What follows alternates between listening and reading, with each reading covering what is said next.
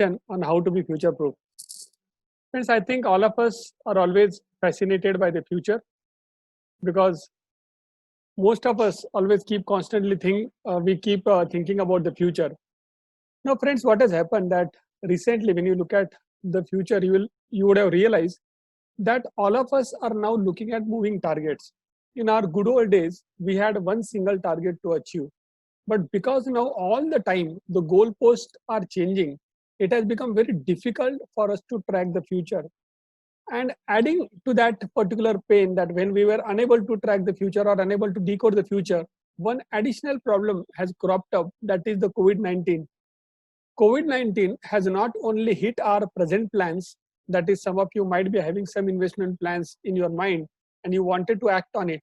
Not only it has hit those particular plans, but it has also fast forwarded all the countries, all the citizens, all the people to the future. And practically the technology, which was a bit distinct future for us, maybe 2 to 3 years down the line, which would have anyways penetrated, that technology has directly penetrated in our lives. And one of the example is the Zoom webinar. In the past, in so many days, these kind of webinars and this technology was always there, but we never ever utilized that. But right now people are using it.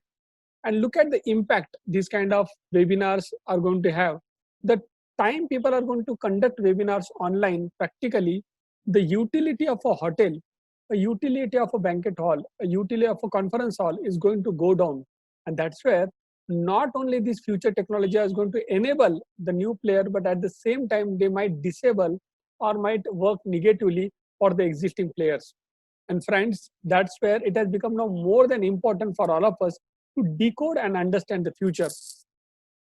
Now, one important aspect which we would like to share with you, that when we look at the future, there are two prominent things which are cropping up.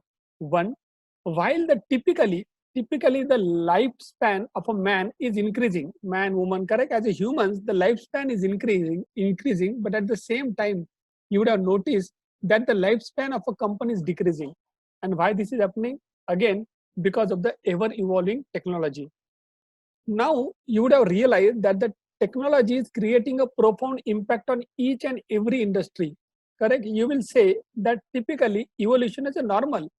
Evolution in every industry is normal, but what is abnormal this time is actually the pace. The pace at which the technological things are happening, the way the things are changing is practically abnormal. And when you look at us, our own self, correct, as humans, typically we are not used to this kind of pace of change. Rather, in our good old days, I think all of you will recall, there was a story of rabbit and turtle or tortoise. In our good old days, our teacher used to tell us that typically it is the tortoise which is slow and steady will win the race, correct? Not the rabbit, which is a fast moving animal. And every time we were told the story, we were always told, we were made to believe that it is the slow and steady who will win the game. But this time, in the age of technology, what is happening? The rapid entities, the rapid organizations, correct? They are winning the game right now. And that's where this age-old thought process that the slow and steady wins the race needs to be looked into. And that kind of stories which have a profound impact on our thinking also, because most of the time we always believe that it is better to be slow and steady rather than being fast. And that's where most of the startups are beating the existing organizations.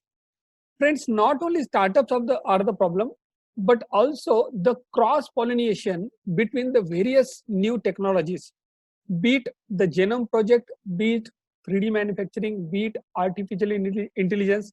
Not only these technologies are growing, but they are also cross pollinating and they are creating new possibilities altogether.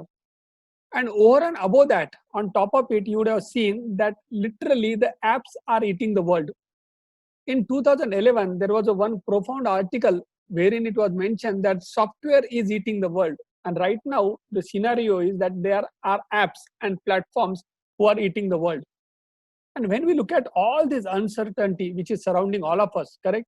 Practically, as a business leader, we find it very difficult now to understand what is coming and from where it is coming. And that's where many a time as a CEO, as a MD, as a business owner, most of us are worried about the fact that should we grow the company or should we save the company? Because literally speaking, are a center, we are in the center of a shooting galaxy that we don't know from where something will hit us. And because of that, if you look at the status update of all the industry, I would say it is a bit complicated. Each and every industry is practically under turmoil, correct? Most of you might say that our industry is yet to face the challenge of digitization, correct?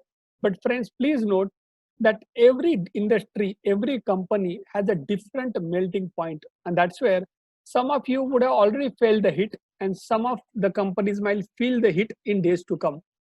And please note that there are certain studies which have been done wherein it has been said that almost all the industries, they are going to move from low volatility to high volatility in days to come. And that's where we need to be a bit worried about the changes. But friends, when we look at the changes, when we look at the future, all of you will say that it's certainly a bit alarming. What should we do? I would like to mention here that there are only two basic principles which we need to keep in mind. And please make a note of these points in your notebook if you are carrying a notebook and pen. There are two important principles. One, please note that no one knows the future, not even the Jeff Bezos of Amazon, correct? Not even the Warren Buffett of Berkshire Hathaway. No one knows the future, correct? And all of them understand that the problem they are having, the problem they are facing, those are unsolvable problems. Now, what is meant by unsolvable problems? Means problems which you can state, you can mention, but you cannot solve those problems, correct? And technology is being such a kind of a scenario, or it is being such a kind of a phenomenon wherein one can say it is unsolvable problem. Rather, we get into the aspect of understanding and trying to solve it. It is just better that as an organization, as an individual, we should get used to it. I would like to give an example, and I always mention that example, that as a married man, correct, we don't understand our wife, correct, but we get used to it, correct, we get used to her. Similarly, a wife, she will not understand her husband, but she will get used to him, correct. So similarly, technology is something we don't have to understand practically, we just have to get used to it, get along with it, correct. So these two basic principles we'll have to understand. Additionally, many of us will think now, what should we do? How should we attack? How should we tackle this particular problem? Friends, to understand how to attack on this problem, we first need to understand from where these problems are originating. What is the landmine from where these problems are coming to us, correct? Which is that entity, which is that kind of organization which is creating the challenge for us. And in that context, we are going to share a framework with all of you in just next couple of slides, wherein we will try to share with you from where the challenges are going to crop up, which whatever possibilities are there, we would be sharing those possibilities with you so that you have a framework through which you can manage those challenges, correct? You may not be able to overcome with those challenges, but at the same time, you'll be able to understand and manage those challenges, and you might even grow with those challenges. Now, friends, out there, I think all of you know that there are thousands of startups, correct, who are waiting to eat our lunch. Some of the startup might be sitting in Silicon Valley, and some of be sitting in next to us, correct? Might be next building or might be in Pune, Mumbai, we never know, correct? All those people, all those startups are literally trying to eat our lunch. They are trying to understand where are the profit pools. They are trying to understand which are the industries wherein there is a substantial margin, and they are trying to get into those industries. And that's where, friends, we need to have a clear understanding of a framework through which not only we will be able to understand the future of the technologies, but also being able to decode and act on those technologies in our favor. So let us get started in that direction. This slide is going to be one of the most important slides for all of you. Friends, right now we are on 31st of May.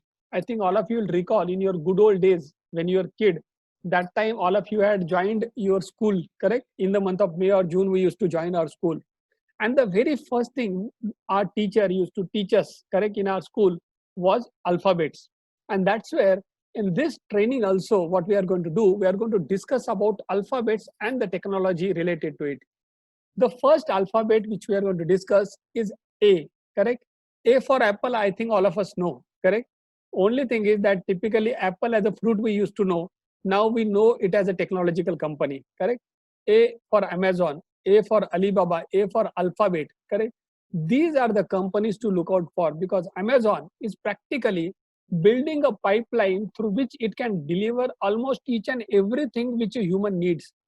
So they are not working on solving some simple problem. They are talking about solving a problem of how to deliver to the 7 billion people, how to deliver goods and services to the 7 billion people through a pipeline. They are working on that. When you talk about Alibaba, Alibaba is building another work pipeline. They are trying to enable all the MSMEs. Correct? They are trying to enable all the MSMEs so that they would be in a position, those MSMEs would be in a position to supply goods to their B2B typically consumers or B2C consumers through a particular platform. And that is what Alibaba is for you. Then we have Alphabet. Alphabet is the parent company of Google, correct? They are also working on a technology. I think all of you are knowing that is artificial intelligence, correct? Then we need to know that B is now standing for big data or blockchain. Friends, as all of you are aware that typically all of us are now storing all our memories, all our data, correct, in cloud, correct? And that's where the big data is now taking a shape. The time big data takes shape, there are so many things which are going into big data. Practically using this big data, many of the organizations are now trying to predict the behavioral patterns of the people as to how they are and what they are going to buy, and accordingly decide their strategy, correct? So it's about more about prediction. Blockchain, I think all of you are aware that blockchain is a technology. It's kind of a distributed ledger, and blockchain might change the way we carry out our agreements, correct? The way we do transactions with our vendor as well as with our customer. But that is again a technology which is going to take shape in next 3 to 5 years, correct? Then C for cloud. I think all of you will agree that right now we are literally we have outsourced our memory to cloud. All our personal memories through Facebook, through LinkedIn, through Instagram, through Twitter, we are putting it across on cloud, correct? Friends, right now we are only storing in the cloud. Now, as per one of the greatest scientists, living legend, I would say, Mr. Ray Kurzweil, he has mentioned that right now we are storing in cloud, but in days to come, we will be thinking in cloud. Just try to understand what he's trying to say. He's saying that right now we are only storing in cloud. He's saying that in days to come, we might we'll be thinking in cloud.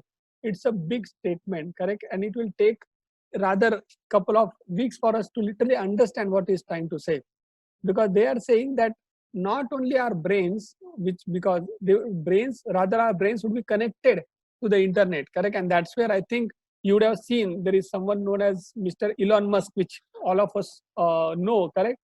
Mr. Elon Musk is working on a technology called as Neuralink, correct? Through which a human brain can be connected to the cloud, correct? That's where C for cloud is going to become one of the most profound technology. D for digital and D for drones.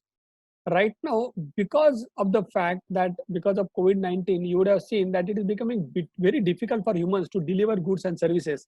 And that's where in days to come, it is possible that drones are going to be the next future technology which could be of use.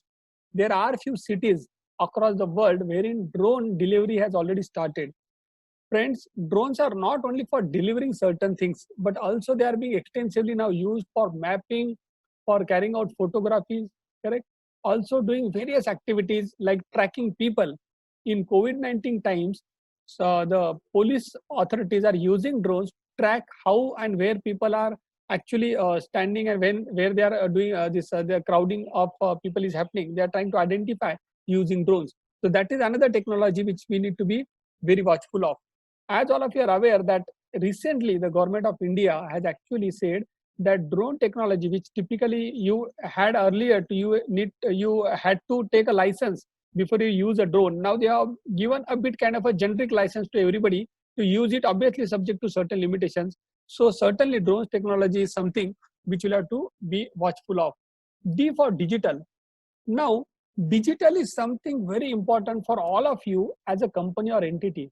I think all of you will agree that typically our companies, correct, be it a manufacturing company, be it a service company, be it a restaurant, hotel, typically these are physical companies, correct? Whereas the kind of competition we are getting is basically from digital companies. And this digital company, be it Amazon, Alibaba, Alphabet, all these companies are actually born digital.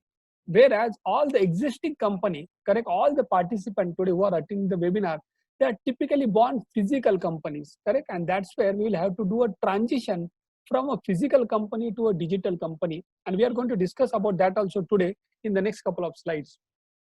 E for electric. I think all of you will agree that electric vehicles are going to change the way the automobile sector is going to take shape. The electric vehicles will not only make it a bit difficult for the automobile manufacturers to survive, but also it is going to make difficult for all the ecosystem around the automobile sector, because typically an automobile car will require fuel. So a petrochemical company, correct, a petroleum company might find it difficult to survive the time most of the cars go electric. It's not a short-term thing which is going to happen next 3 to 5 years, but practically 5 to 10 years you can see that happening, correct? Second, what will happen to the people who are typically repairing the automobiles, correct? Because typically electric vehicles, they don't need practically any repair maintenance. You need batteries which you can practically charge or replace. And then what you need? You practically only need software to run that car. And that's where they are saying that after electric vehicle, one of the most important industry, that is the automobile sector, is going to face critical or severe challenges. Then friends, we have next alphabet, that is F. F for Facebook, that is social media. Not only social media is limited to Facebook, but also to Instagram and so many other platforms, and which is changing our behavioral patterns.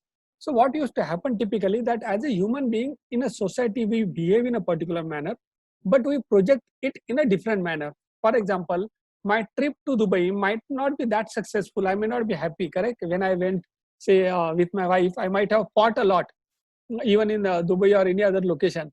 But when we are going to post our pictures, correct, we are going to post only the smiling faces, correct? And that's where as a society, we are trying to tell people a different story, whereas the story might be altogether different. And that's where this sharing of experiences with others is actually changing the behavior of other people also. Somebody who is watching those photos might think that he should also go to and visit Dubai or vice versa, correct? That's what happens. So even Facebook, like a platform, is actually collecting all the behavioral patterns of the people, and indirectly it is influencing the behavioral pattern of the people. And also you being part of that cycle, you are also influencing the behavioral patterns of various people. And I think all of you are aware that more than 260 crore people, 250 crore plus people are right now on Facebook.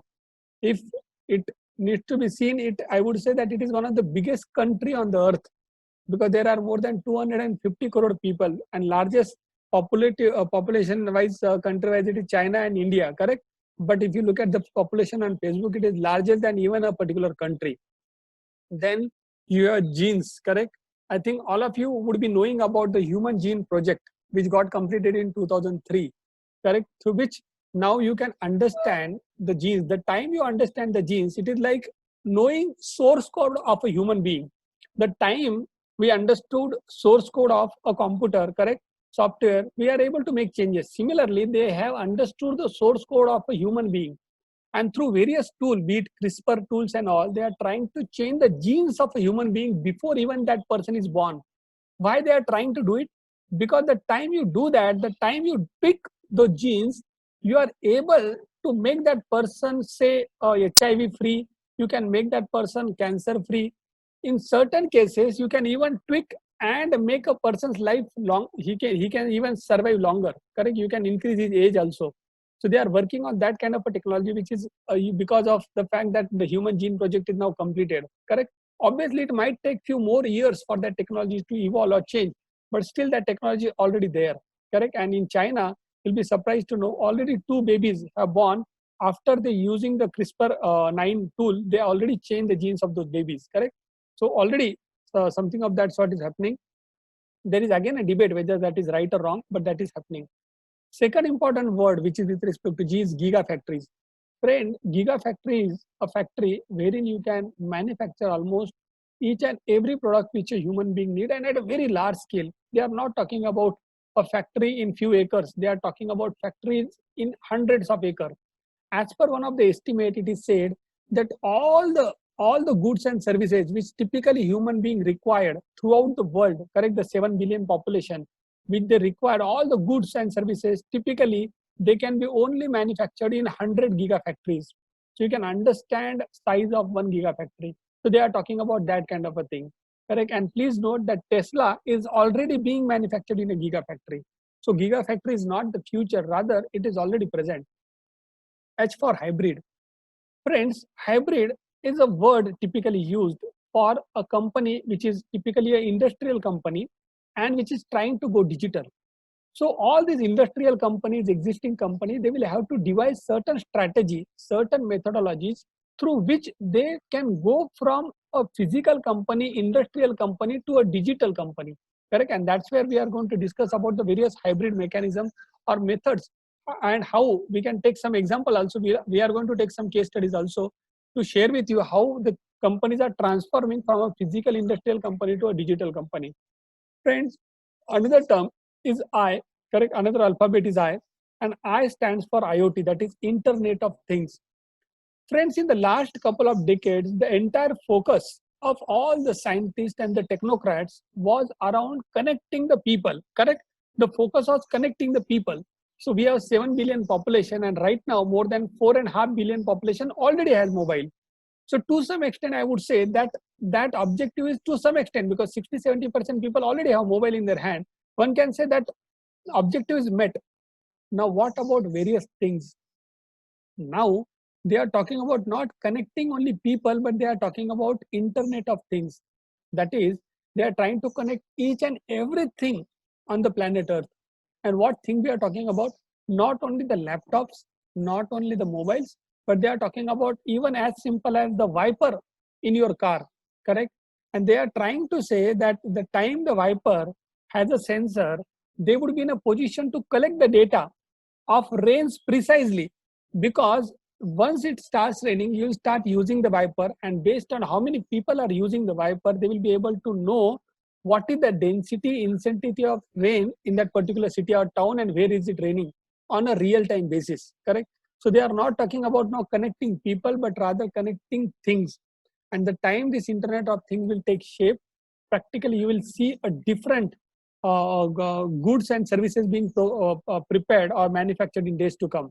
Already a company like GE is already, they have worked extensively on Internet of Things, or they typically call it industrial internet, and they have literally created certain software products such as Predix for their clients. And we are going to discuss about it, but in the next couple of Sundays, when we are going to discuss about IoT or Internet of Things separately. J alphabet, I would say, stands for Jeff and people like Jack, correct? Jack Ma and Jeff Bezos. I think you know Jeff Bezos is the owner of the founder of Amazon. Jack Ma is founder of Alibaba, correct? K for Kalanick, correct? Kalanick is related to Uber. I think all of you would be knowing him also. K, one can also say, is related or alphabet connected with Kaizen. Kaizen stands, I think all of you, if you belong to manufacturing industry, you'd be knowing Kaizen stands for continuous improvement. And that's what we need to do, friends, in the technological era. Then, friend, the L alphabet, I would say, would stand for learning.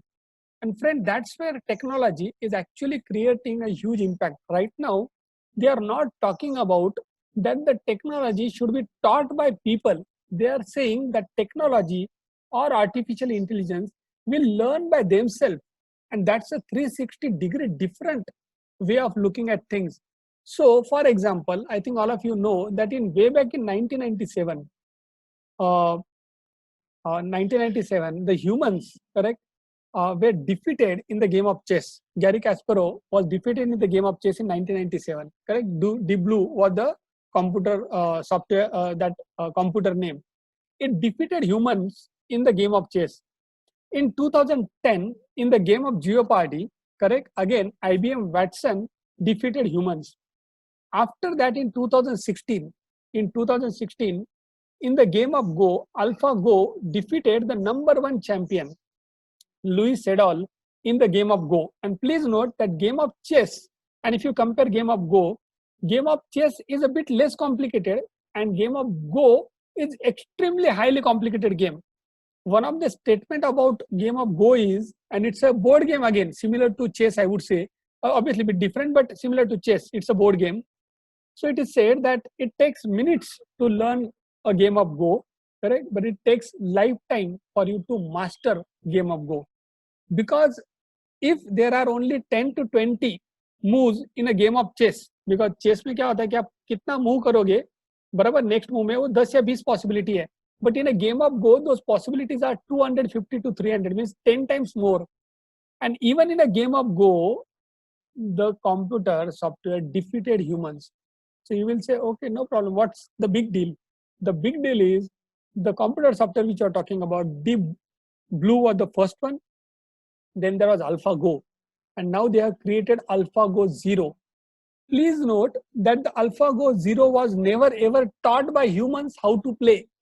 AlphaGo Zero was only told the rules of the game. And AlphaGo Zero learned the game on its own. And then it defeated the #1 champion in the world within 40 days. Correct? So it's not about somebody telling the machine, somebody teaching the machine, correct, to play.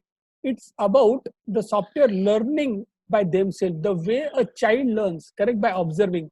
Similarly, and by playing against himself, the software learned, correct, and that's where the machine learning, the deep learning, they're going to have a profound impact.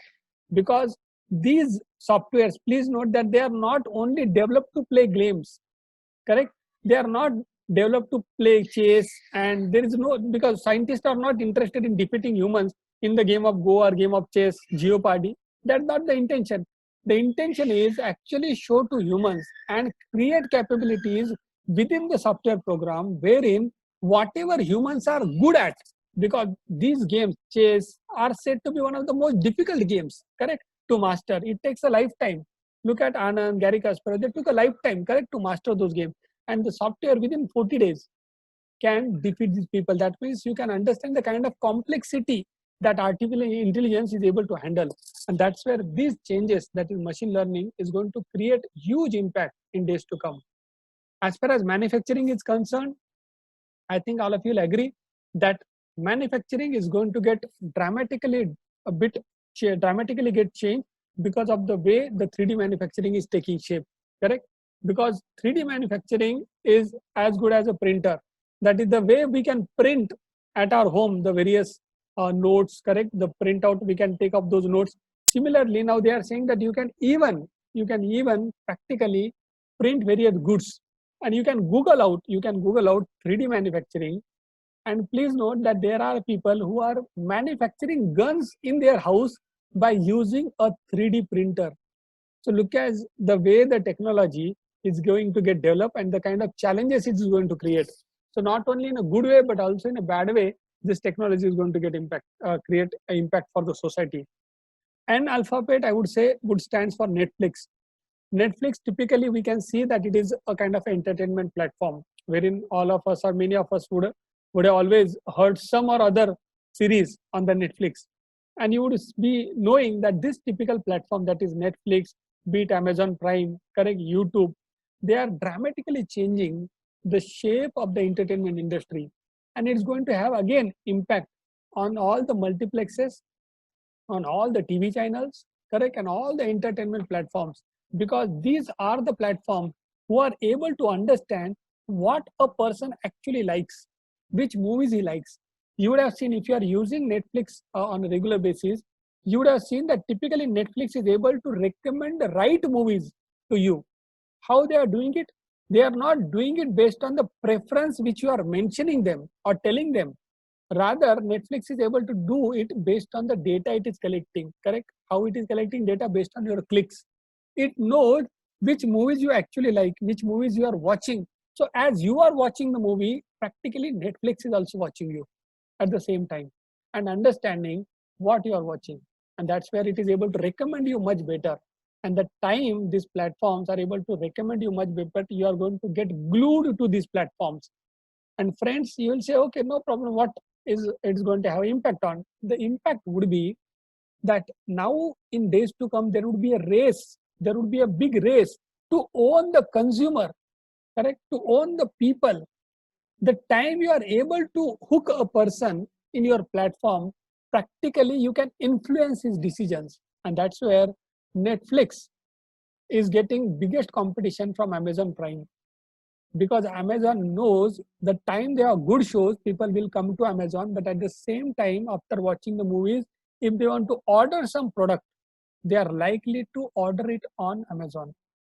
They would not likely to go to other platforms. Please note, there are many better platforms as compared to Amazon. There were, correct, but none of them could survive, because these companies are not only trying to hook the consumer when the consumer is wanting to buy, but even much before that. And they are trying to be part of a consumer's life, and they are trying to own a consumer. Friends, many a time all of us think that we have got a huge freedom now, because whenever you want to buy something, at a click of a button you can buy. But at the same time, we need to think that, are we actually free? Why I'm saying this? Because you would be surprised to know that whereas we think that by clicking and ordering something, we are taking a decision of ordering that product. But please note that it is possible that technology is indirectly telling you what you need to buy. And you would have seen that when you are buying something on Amazon, Amazon is recommending you which books people are reading. Naturally, it may have happened that you wanted to buy book A, but you would have bought book B. So practically you are choosing, but who is determining what you are going to choose? And that's where it is said that in the technological world, none of us are actually free. We think that freedom is ordering something, but our decision making patterns are getting influenced by the technology. And that's where all of us need to be extremely careful, correct? Because the time we give this freedom away to the technology, practically we are going to get a bit different result than what we typically expect.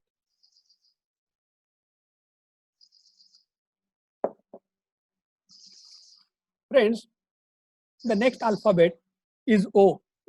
And O, I would say, would stands for the future chain of hotels such as Oyo or Ola, which is the transport or mobility solution for all of us.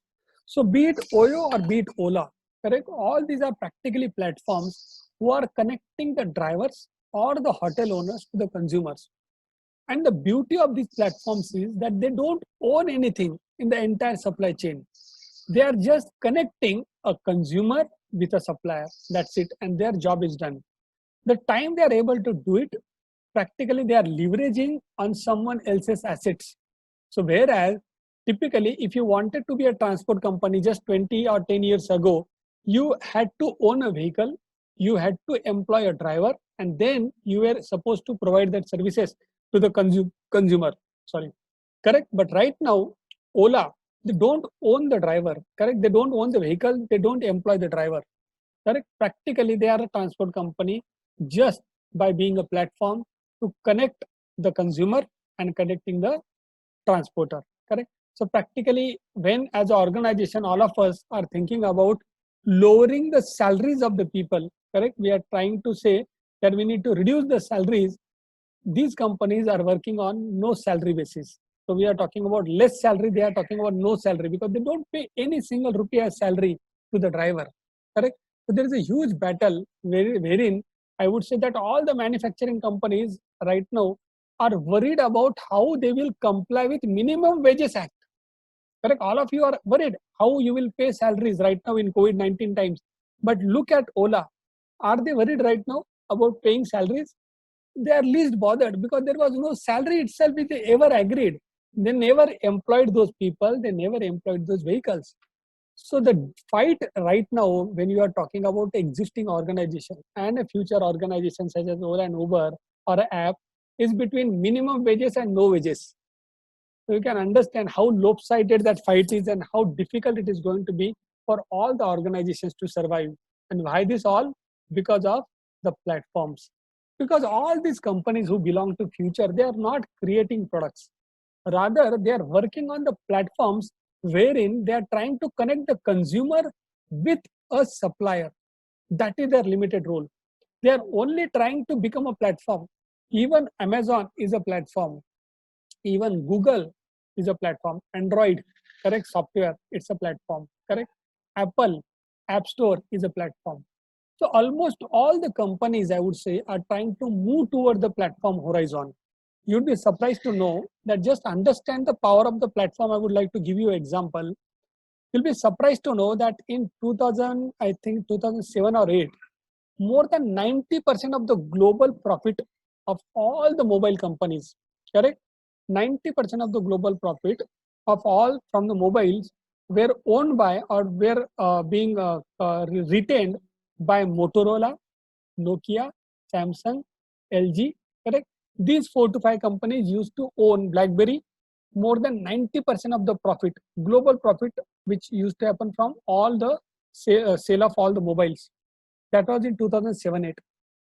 And understand, only after 7 to 8 years, correct, after Android platform emerged, after Apple platform, that is iStore emerged in 2015, understand the shift. In 2015, 90% of the profit was single-handedly owned and retained by Apple. So understand the power of the platforms, correct? That's where now almost all the companies are trying to become or create a platform rather than being part of the platform. Q, I would say, stands for quicker. OLX, you would have heard this name, correct? These are typically the platform for used goods. Friends, right now, in the good old days, you would have seen that typically people used to only buy new goods. But right now, the old goods, correct, pre-owned goods are also having substantial market share. And that's where all these platforms, OLX, Quicker, they are growing in double digits. And that's where these platforms are also going to shape the various sale of goods and services in days to come. Because as per few of the surveys, that right now more number of cars are sold on Quicker and OLX as compared to the sale of new cars. Why that is happening? Because till 2010, already more than 1 billion cars were already sold. Correct? We crossed that limit, crossed that number. So what is happening that there are substantial number of good old cars which are easily available now. And that's where, because these cars are available, they can be easily sold also. I think there are few people who are raising the hands. I hope I am audible. In case there are any question, please feel free to raise. Please feel free to type in the chat box. I'd be more than happy to answer in the chat box. Right now, we will continue, friends, for because I am seeing that in the chat box or Q&A box there are no specific question. So in the chat box, please feel free to answer. Please feel free to raise questions.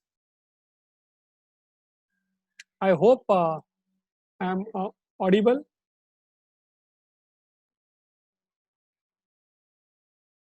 I'm just looking at.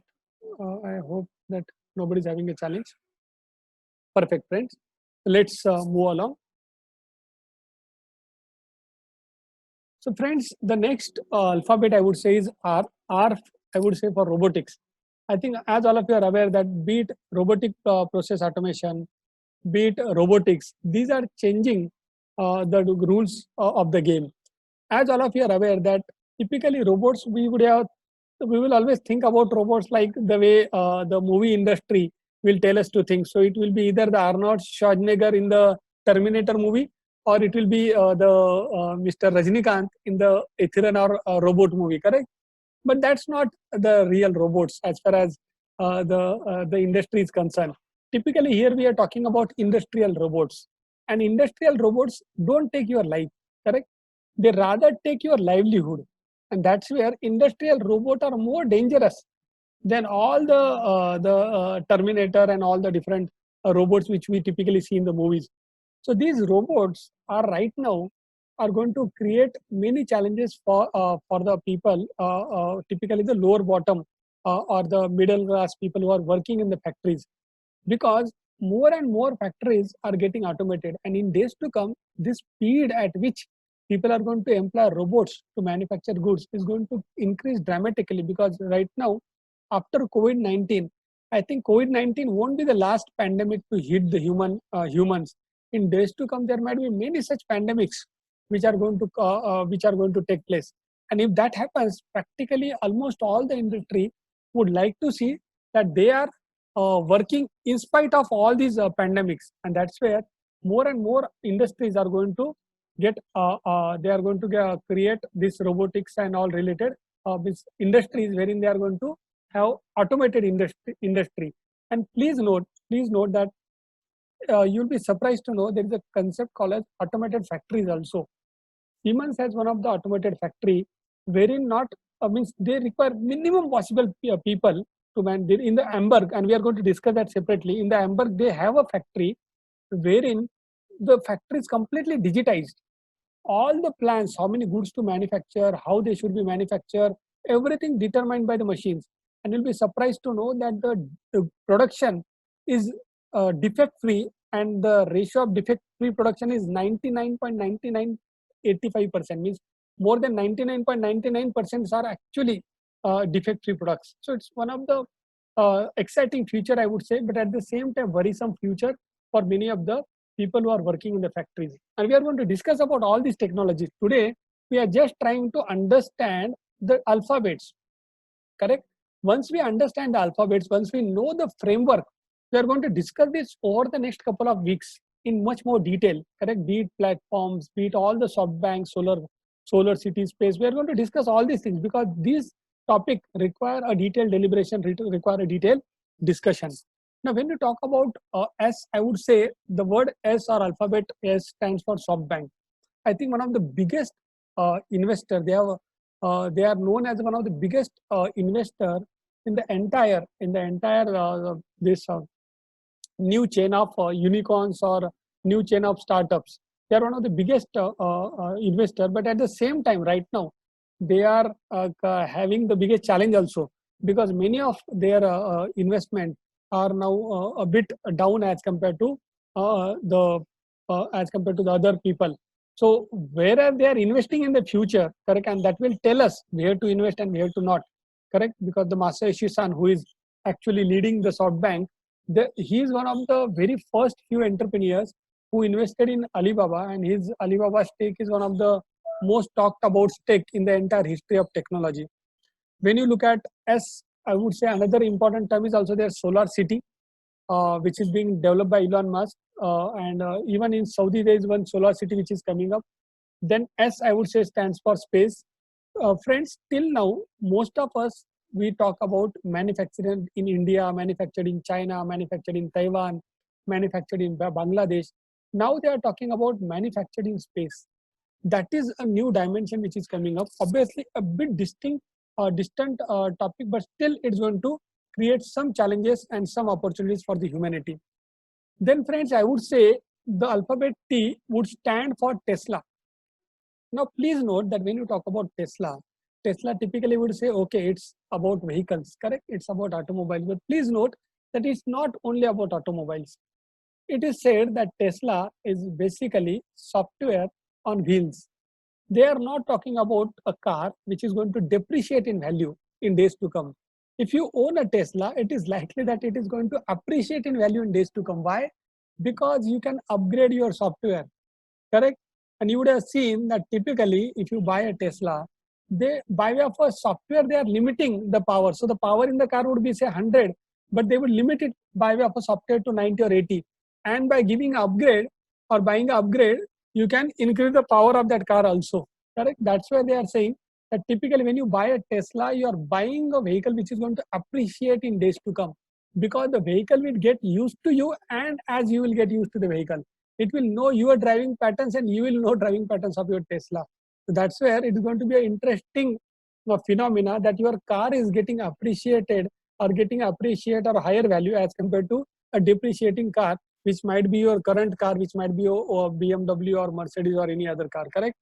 Twitter, all the time we are more worried and we keep on chit-chatting, and that's where we try to vent our emotions on the Twitter, or sometimes we just try to understand what people are saying, and then we come back with those emotions. So sometimes angry, sometimes satisfied, sometimes happy, sometimes sad. All those emotions we are typically gathering on Twitter.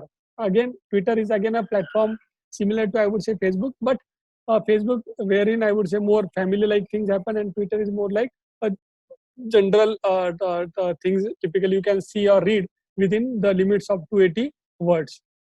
U, I would say the next alphabet would stand for Uber, correct?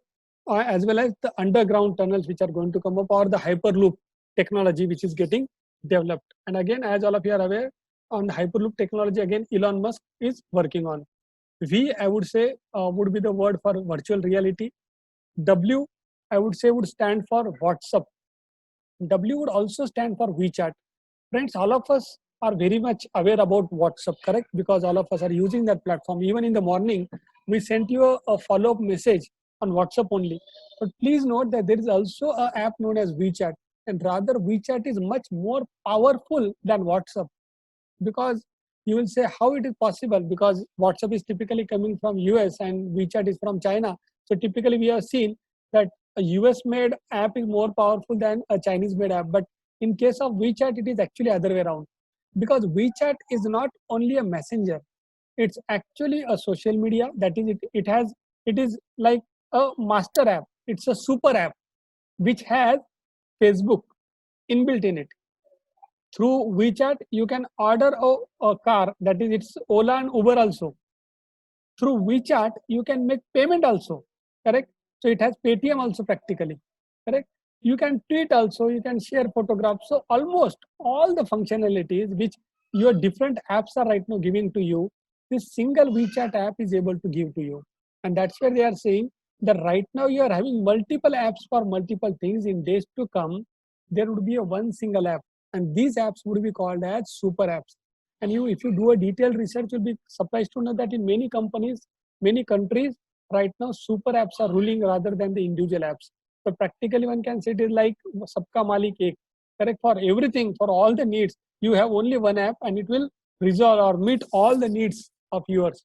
And that's where these super apps are also going to create a profound impact on the future. Then X, that is for SpaceX. I think all of you are aware that SpaceX is going to send few of the astronauts to the space, and in days to come, they are talking about actually even making space tourism affordable for the people. Friends, with respect to space program, please note that there is a outer space treaty, which was, I think, entered into by US, Russia way back in 1960s, 70s. That time in that outer space treaty, they had mentioned one thing specifically, that none of the countries can own anything in space. But in those agreement, in those treaty, there is no mention about individuals. Practically, because in 1960-17, it was literally impossible for any individual to go to space and actually own something, or go to even have a moon mission or something of that sort, because it was never thought of. And that's why the outer space treaty only talks about a country not owning anything outside on the space. And that's where right now most of the billionaires, be it Elon Musk, even Jeff Bezos is having his own program, Blue Origin. They also want to go to space, because it is likely that if you go to space for the first time, you can claim ownership of particular assets, correct? And that's where this space is going to be one of the next interesting space we have to look out for, correct? Watch out that space, I would say. Y stands for YouTube. We have already discussed Netflix, YouTube, Amazon. They are entertainment platforms, but practically they are trying to own the consumer. They are trying to hook the consumer, so that whenever consumer needs something, he is likely to use that particular platform rather than using any other platform wherein even better or cheaper alternative might be available. Then the last alphabet, friends, that is Z. That is typically, one can say, the Z generation or the millennial generation, correct? There have been X, Y, Z generation, and now we are talking about also Z. From Z, we are also talking about Zoom. That is the app which we are using for the webinar. So these apps are also going to create different opportunities and challenges for all of us. Friends, you would have seen that these alphabet, there are only 26 alphabet, but then look at the number of possibilities that when these alphabets or these technologies are going to cross-pollinate. Because not only these things are going to change the things for all of us, for all our businesses, but there are many things which are going to take shape. And these boxes are yet to be filled, correct? Because nobody knows what is going to come up. And that's where we need to now be a bit more careful about all these technologies. And friends, this technology which we have discussed right now, this is to just give you an overview, correct? This is not, today's discussion was not a detailed discussion. This was just an overview for all of us so as to understand what's coming. And we are going to discuss few of the technologies, be it IoT, artificial intelligence, Alibaba, Amazon. We are going to discuss in a bit more detail, even the 3D manufacturing related topics. We are going to discuss in much more detail, but in the couple of slides or maybe in the next coming Sundays. But this slides which we discussed, correct? We wanted to share with you what we need to decode, correct? Because all of us need to have an understanding. We need to have a framework in mind. And these slides will actually give you a framework as to what you need to watch out for, correct? I hope these slides serve the purpose. Friends, when we discussed all these things, you would say that almost everything is going to undergo massive change, correct? Then next thing your mind would be, if everything is going to undergo change, should we do something or not? Friends, please note that knowing what will undergo change is important, but at the same time, knowing what will not undergo change is also very critical. You will say, is there anything which is not going to undergo change? Friend, there are many things which are not going to undergo change. As per Amazon, as per Jeff Bezos, he said that there are many things which will not undergo change. For example, a consumer's desire for selection, that is never going to undergo change. Consumers' desire for low prices, preference for low prices, he says that is never going to undergo change. He says consumers' desire for a fast delivery of product is never going to undergo change. And that's where all of us need to understand in our own industry, in our own company, which are the things which are not going to undergo change. And all of us need to work on those things also. Because whereas we are worried about the things which are going to undergo change, but we need to be more careful about the things which are not going to undergo change. Because if you design your business around the things which are not going to go change, then certainly nobody can stop you from being successful the way Amazon has strategized. Friends, till now we talked about various things, correct? The framework and all. Now all of us need to understand what is the objective, why we called you to attend this webinar, correct? You will say, should we even discuss that? I would say yes, it is a very important thing to be discussed. Why? Because one important thing is that this is not going to be a training, correct? Our thought process as a firm is never ever to give training about the future, because I think all of us as human beings, anyways, we know about future, because predicting what's coming, correct? Prediction is in our genes only. But only thing is that many a time we too much focus on the past. We dwell too much on the past, correct?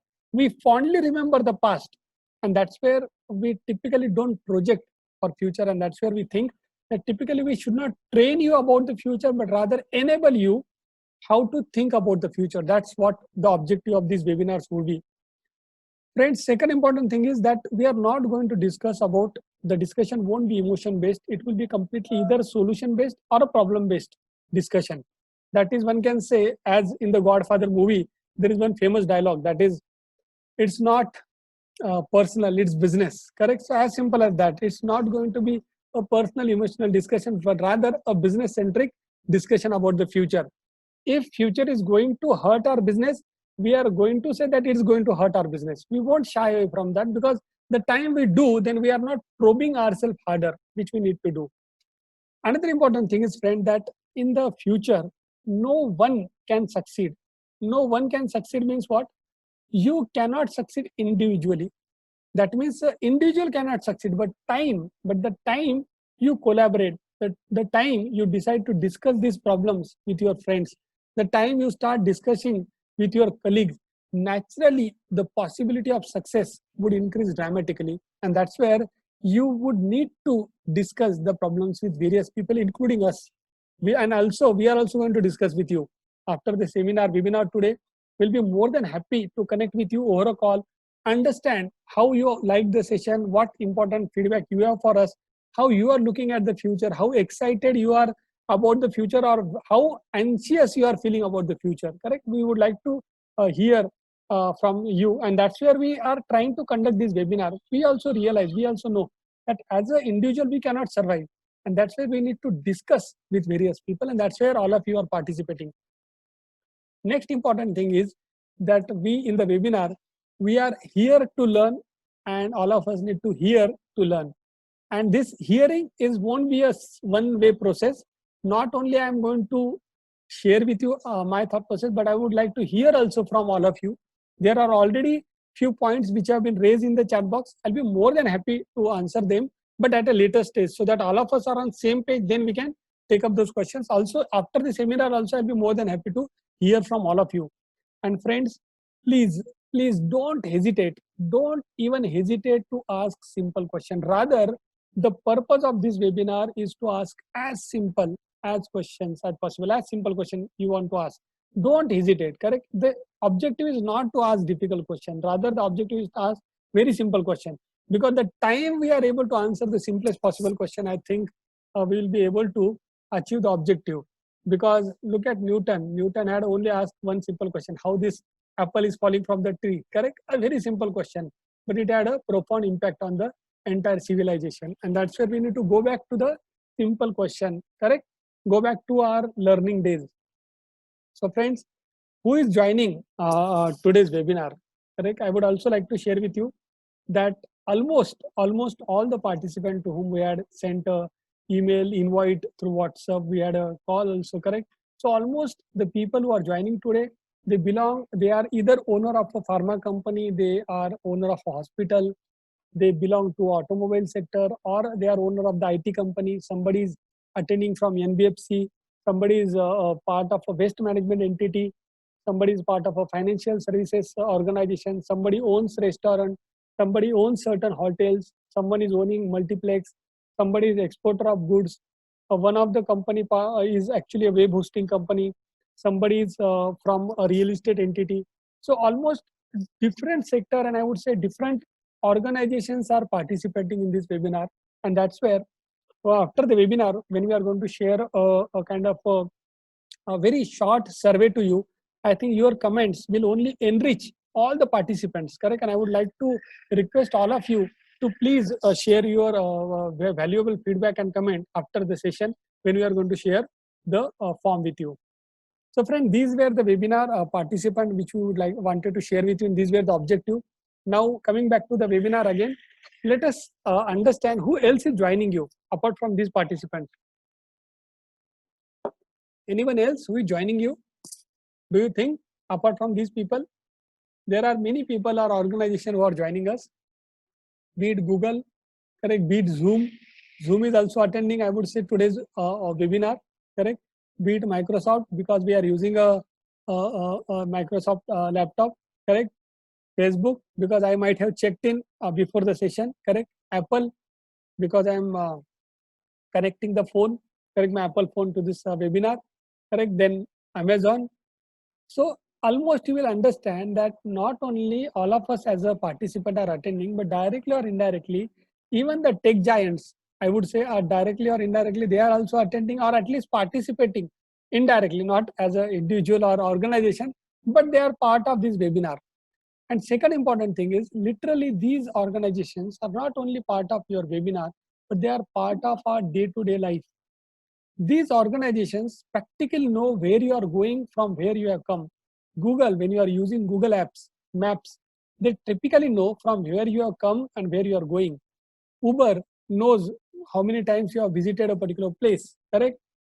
Then Amazon knows how many times a particular product is getting delivered in a particular pin code. So all these organizations are typically becoming part of our lives. We will say, okay, no problem. What is the challenge? They are around us. So what is the problem?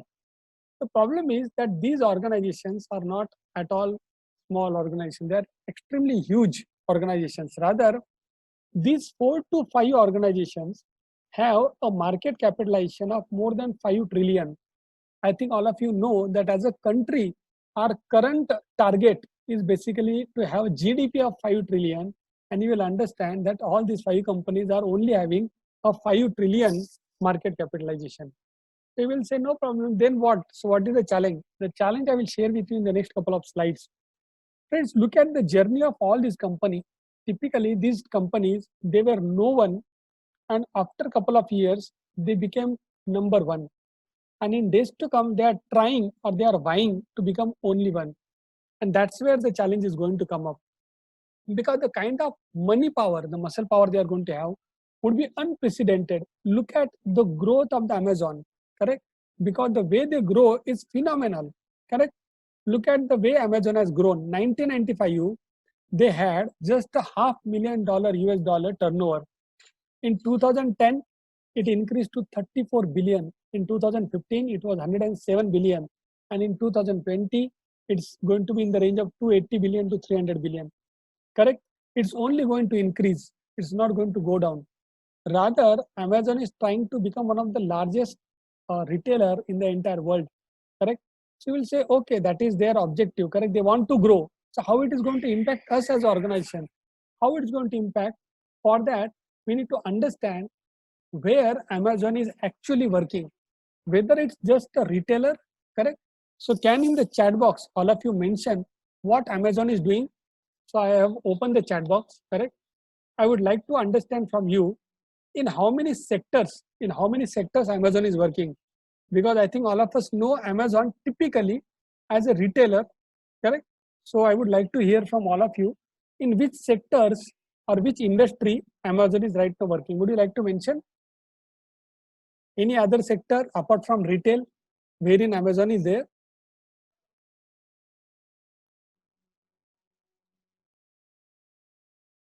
Any guesses?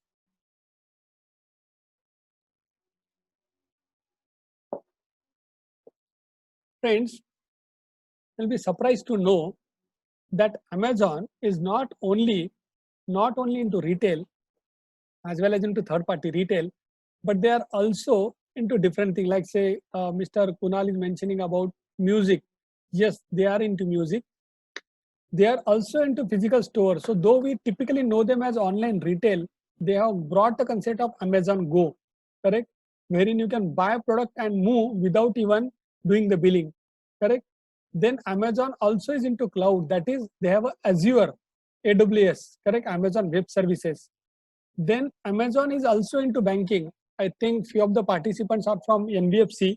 So they need to know that Amazon is also into banking, and please note that in the banking their turnover is more than 1 billion. And you will say, how come they are into banking? What they do, all the people who are using their platform, they give short-term loans to these people, and how they are able to give that also we will discuss, but in the next few slides. Correct? Audiobooks, yes, Amarji, you are right. Mr. Uday is saying practically into everything. I agree.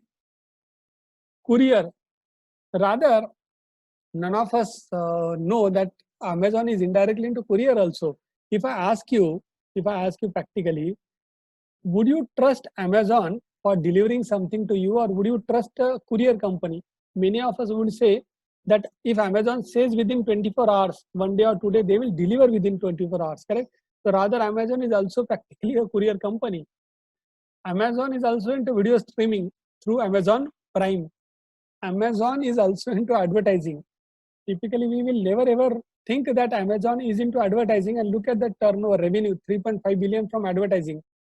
So they give their platform, they make use of the platform because there are numerous consumers who are coming to their platform. They have also got into advertising. That is, you can advertise your product on their platform, correct? You'll be surprised to know that right now more than half of the product searches happen on Amazon rather than on Google. Because typically for all of us, Google is the search engine, but people go to Amazon to research or search about products. And that's where Amazon has also now started to get into advertising. Amazon is also in space because they are working on this Blue Origin, correct? They are also into grocery. They also started delivering food now. Typically Uber Eats, Swiggy, Zomato, they were always there. But now even Amazon is working on that platform, and next what? Nobody knows. Correct? So we'll say, okay, so they are into so many business, literally they are omnipresent. And the practical problem is, friend, because they are omnipresent, what they are able to do, they are able to disconnect all the middlemen from the supply chain. What they are trying to do, as a supplier, either Amazon is supplying directly to the consumer, or they are giving their platforms, they are making their platforms available to third parties so that those third party can supply directly to the consumer. And in between, what is happening? All the distributors, wholesalers, retailers, everybody is losing. Correct? And you will say, okay, if everybody is losing, why people are buying on their platforms? Friends, people are buying on their platforms because they are selling three things. And which are the three things they are selling? They are selling us convenience, convenience, and convenience. They are not actually in the business of any product, or they are not actually in the business of any services. Rather, they are in the business of convenience. The time they make it convenient for a consumer to order product on their platform, practically the consumer gets hooked to their platform. You would have seen that they have something known as one-click ordering, correct? Wherein you can just click and you will get the product. So the time these platforms are going to make ordering various goods and services convenient for their consumers, practically the challenge for all of the other platform would be that unless and until they give the similar convenience, correct, people are not going to buy from them.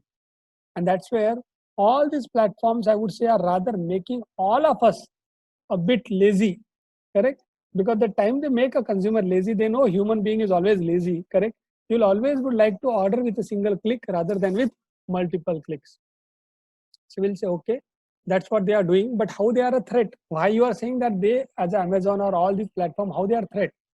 They are a threat for these reasons, friends. We shared that typically on an average, their turnover is in the range of 290 billion to 300 billion. Can you make a guess? Can you make a guess? What is their gross margin? What is the gross margin of Amazon? Would somebody like to make a guess? Somebody in the chat box would like to share what is the gross margin of Amazon? You'll be surprised to know with the numbers. The gross margin of Amazon is typically ranging in the range of 40 to 44%. Correct? So understand, gross margin is 40 to 44%. So if your turnover is 300 billion, and if you are getting a 40% margin, gross margin, how much money you have every year in your pocket? $120 billion every year. Correct? That means what? It means as a business owner, in your pocket you have $120 billion, means you will get a choice to decide where you are going to spend your $120 billion. And it's a huge power. With this kind of a power, they can literally decide in which industry they want to go, penetrate, and literally own that industry. And that's where these organizations are going to become extremely powerful. And friends, not only the margin is actually a difference or game changing for them, but also other important things, correct? There is something known as cash conversion cycle, correct? What is this cash conversion cycle? Typically, let us take example of Walmart. If a particular product, say toothpaste, correct, is lying in the inventory for 10 days, and after the product is sold, the money is received from the consumer, say after 20 days. So you add this 10 days plus 20, means 30 days is the total, correct? Now you will be making payment. You will be required to make payment to your vendor also, correct? So if you make payment to your vendor within 20 days, means what? Your cash conversion cycle is 10 days, correct? That means you need to push money from your own pocket into the business for 10 days, because 10 दिन तो आपका माल आपके shelf पे है, 20 दिन के बाद पैसा आने वाला है आपको कस्टमर से, यानी 30 दिन हो गया, लेकिन आपको अकाउंट पेएबल तो जल्दी देना है 20 दिन के अंदर, तो आपको 10 दिन आपको पैसा बैंक से लोन लेना पड़ेगा, और you will have to put that money from your own pocket. So Walmart has a cash conversion cycle of 10 days. Target, which is another US based retailer, they have cash conversion cycle of 27 days. Now, would you like to guess what is the cash conversion cycle of Amazon? Anybody would like to guess? Please feel free to guess. Huh? There are no negative marks. One answer says 5 days. So you can mention in the chat box. Please, another answer says 3 days. I think we need to be more optimistic. You'll be surprised to know, friends, the cash conversion cycle of Amazon is minus 14 days. It is minus 14 days, not even zero, I would say. It is minus 14 days. Means Amazon gets cash well in advance before 14 days before well in advance, correct? So understand the power Amazon has. And that's where, because they are able to generate so much cash, they are lending this money on a short-term basis to various people, various organizations. And that's where there are two important things we need to know. One, the kind of gross margin these organizations are making, they are getting a huge power because of that, because they decide where to spend that money. And second, the way they are able to get that money in advance, correct? That is, these are the two most important points, correct? They don't have to go to the bankers for money. Rather, they are becoming a banker in themselves now. And that's where they are changing the course of the history, and the history is going to knock to our door only, correct? And this is because of that. And that's where, as an organization, we need to be extremely careful about all these large organizations, because typically we always consider them as friends. We never ever worried about the competition they are going to drive to us. But please note the kind of competition they are going to drive for all of us in next 3 to 5 years. Amazon is right now working on getting into the pharma business. They are thinking about getting into the generic medicine business, which typically is forte of pharmaceutical companies. But they are trying to get into that business because, and why they are getting into that business, friends? Because of one single important reason, and that is, in the current times, the brands are not important. In the current times, distribution channels are becoming very important. You would like to know this point. It's a very important point, that right now the brands are not important, rather the distribution channels are becoming very important. And that's where the company like Amazon is likely to get into pharma. They are also likely to get into lending. They are also in talks of getting into insurance, logistics, and all other numerous industries.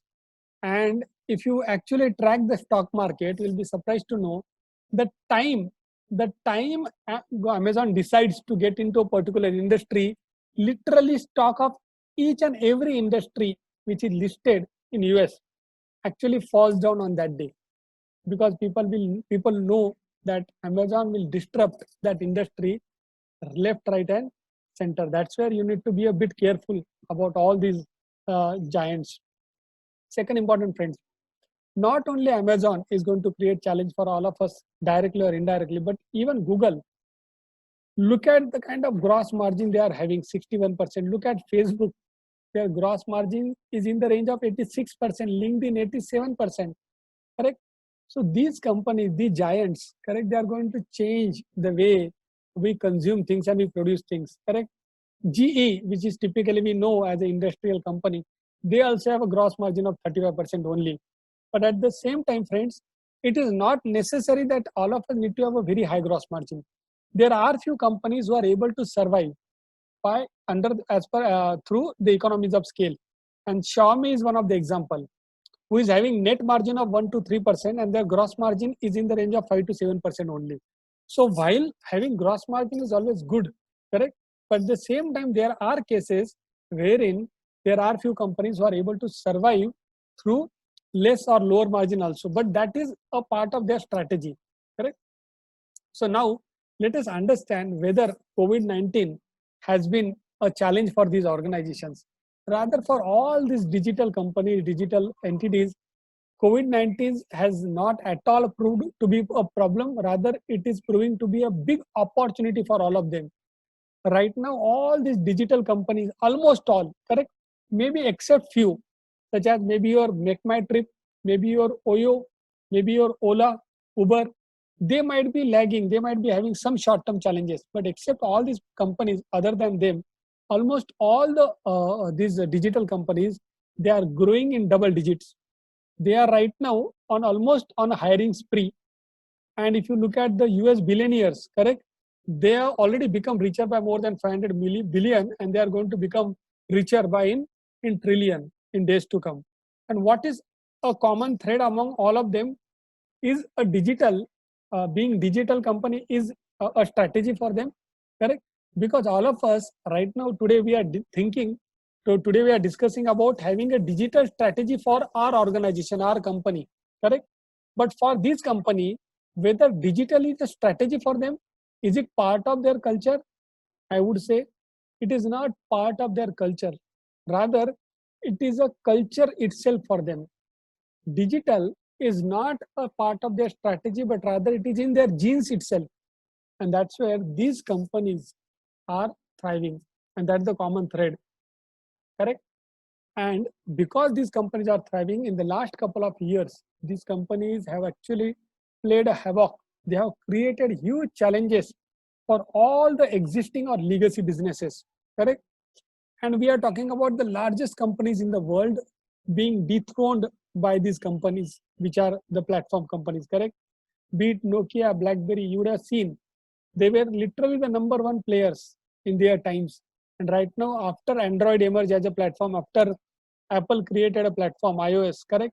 Literally, they were thrown out of their business. Blockbuster was one of the largest retail of DVDs, correct? They used to sell and retail and rent DVDs. But Netflix, the way Netflix actually removed them, the Blockbuster had to file a bankruptcy because of Netflix, correct? So again, they were killed. Kodak was in the business of the physical cameras, correct? All the digital cameras and the emergence of various online platforms such as even Instagram has actually killed Kodak as well as various digital companies or digital cameras company. Then friends, what is happening right now, you would be knowing this also, that typically all of us think that all the large businesses are expected to win. But what is happening? In the new digital era, in the new digital times, large organizations are rather suffering. If you look at the hotel industry, it was expected that typically a company like JW Marriott, Taj, they should be leading the hotel industry right now because they have a legacy. But you would have seen that last couple of years, who is leading right now in the hotel industry, whose market capitalization is much more than all the hotel industries or hotel companies listed online right now? It is Oyo. So substantially, somebody who is not being known 10 years ago and is claiming to be one of the topmost player, hotel industry player in the world, it's something very surprising which is happening, correct? So somebody who is not at all known is right now winning in that particular industry. Travel industry, ideally, Kyoni, SOTC, correct? Thomas Cook, they should have been the winner, correct? Because they have the legacy. But who is winning right now in the travel? It is MMT, correct? Payment, ICICI Bank, SBI, they are the bankers. But actually, who is right now the most preferred banker, I would say, for the new generation? It is Paytm. And similarly, there are many sectors, rather each and every sector, who is actually getting challenges from all these new entrants. And why we are getting challenges, friend? Because all these companies are actually obsessed with the future. Whereas the legacy businesses, legacy companies are always obsessed with the past. They will always talk about all the legacy companies, correct? We will always talk about more about what we have done in the past. But these future businesses, they only talk about the future, correct? And that's where that makes it more easier for them to succeed. Another important challenge which most of the legacy business is having, that is that this time in the digital age, this time the success is our own enemy. In the past, all the company who are having legacy, they were successful, but practically the digital world is making them less and less successful. And the more successful a company was in the past, it is more likely that they are going to miss the digital wave. Why? Because practically because of the same arrogance that we are a successful company. Because what is happening, the digital era is actually killing the company in this manner, that is slowly and suddenly. You will not even come to know that there is something coming up, correct? Slowly, and suddenly it will surpass you. That's where the existing companies are going to have a challenge. Second important thing is that most of the existing company have this "we have arrived" syndrome. That means they think that they are a big company. It is very difficult that anybody can dethrone them. Another practical problem is that all the legacy companies have grown physically in a certain way. There are people who are senior in those organizations. There are people who had led those organizations for 20, 30, 40 years, correct? There are employees, senior employees in those companies who are working in those companies for 30 to 40 years. A practical problem is that because you are having all these legacies, you are going to find it more difficult to even survive in days to come unless and until we have a digital strategy as organization. Another important point is, friend, that almost all the companies who are surviving today, all the legacy business or existing business who are surviving today, they got benefited because of the past industrial waves, correct? Be it industry wave 1.0, which was there in 1760 to 1840, correct? Which was because of the steam engines, correct? Then there was industry 2.0, which was after the birth of electricity, correct? And the assembly line production. Then there was industry 3.0, which was typically after the semiconductors and all the computers and the internet, emergence of the internet. And right now we are in the era digital 4.0. And this time, this digital 4.0 is dramatically different as compared to the earlier digital waves, industrial waves. And that's where most of the companies are finding it a bit difficult to survive and create right opportunities for them. Second important aspect is, friend, that typically in the earlier time, all of us were working in narrow silos because assembly line production was something which was created in the industrial era. It's an industrial era mindset, whereas in the new current digital era, it's about end-to-end experience. And that's where the digital companies are having an edge over all the existing companies, correct? Even measuring profits is a bit different in the digital company. In the digital company, it's not about bricks, rather it is about clicks. And that's where we need to be a bit more careful about the future. And why we need to be a bit more careful about future? Because the more and more we talk about the past, you will realize the more and more we are ill-equipped to face the future, correct? Because our tools in the past won't help you succeed in the future. Past is actually a good teacher, but if you make your past your master, then practically it is going to be a horrible master. If you are going to focus on yesterday's version of success, it's unlikely you are going to succeed. Another important thing is that we cannot make product for the tomorrow's world based on today. If we want to create product for tomorrow's, we have to look at the future, not the past. And another important thing is, friend, that while all of us love to look at the past very fondly, but please note that it has actually become irrelevant. Almost it has become irrelevant, correct? And that's where we need to now start living in the future if we want to be alive in the future as an organization. And friends, one principle, one important thing which all of us need to be a bit keep in our mind, I would say, that before anybody else is going to put us out of business, we need to think about various things through which we can put our own business out of business, correct? If you are able to think about that, then only we are likely to come up with solution. And how we can come up with solution? We can come up with solution from moving to become a digital company in this manner. You can draw a chart wherein you can say that yours is a physical company or industrial company and you want to become digital now. How you are going to do it? How you are going to cross that bridge? You are going to cross that bridge ideally in our mind in a straight way. That is, our is a physical company, we are going to go digital. But friends, that journey won't be that simple. Though in our mind we think that it is going to be a straight line, but I don't think so. Based on our experience, that is going to be a straight line.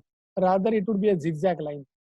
From being a physical company to being a digital company is going to be the next big challenge which all the companies are going to face. And we are going to discuss about that, friends, in the next upcoming session. So with this, friend, we are through with the session for the day. That is how to be future-proof, including the framework for how to be future-proof. Now, if there are any specific questions, we would like to take up those questions, friends. I will go to the chat box as well as Q&A box. If there is any point which you would like to share, please feel free to mention that in the chat box. Also, after the session, we are going to send across to you a link in case any one of you is yet to send a email ID to us. Then please, if you are joining from your mobile, if you are yet to share your email ID, please send a text message, just a text message to us, info@logical.in, so that we'll be in a position to connect with you. We can send you a form. We can understand your feedback. We can connect with you. We can talk to you. Correct? And please feel free to talk to us also. Just take your mobile and call us. Don't hesitate. We may never ever have spoken earlier, or we might be knowing to each other. Correct? So just feel free to call. Feel free to talk to us. Share your feedback, whether you like the session or not. Friends, today's session was just a start. This is not the end. Correct? In this session, we have just tried to highlight the challenges. In the next session, what we are going to do, we are going to discuss about how we are going to move from being a physical company, industrial company, to being a digital company. Correct? We are also going to discuss about various technologies, be it IoT, artificial intelligence, blockchain, all those things we are going to discuss. Correct? But in the next few sessions. So with this, friend, I thank you all for